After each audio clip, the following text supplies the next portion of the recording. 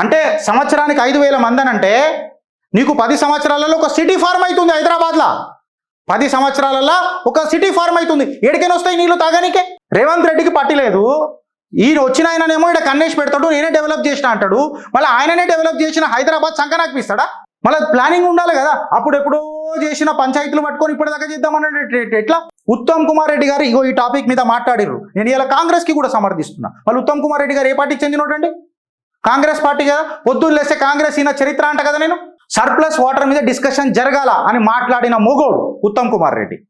ఈ పంచాయతీ లేకపోయి మిగులు జలాలు వాడుకుంటున్న మనకేం సంబంధము? అరే మనకి సంబంధం లేదు రేవంత్ రెడ్డి గారు. కాకపోతే ఈ లెక్కలు చెప్పాలి కదా అంట. ఈ లెక్కలు తెలుసా అనంట మీకు. 34 పవర్ ప్రాజెక్టులకు నీళ్లు అందించే నీకే బనకచెర్ల. దాని తప్ప ఇంకేం లేదాడ పంచాయతీ. గ్రీన్ కోని పెంచి పోషించనీకే బనకచెర్ల, ఇంకేం లేదాడ. రైతు సమస్యలు లేవాడా?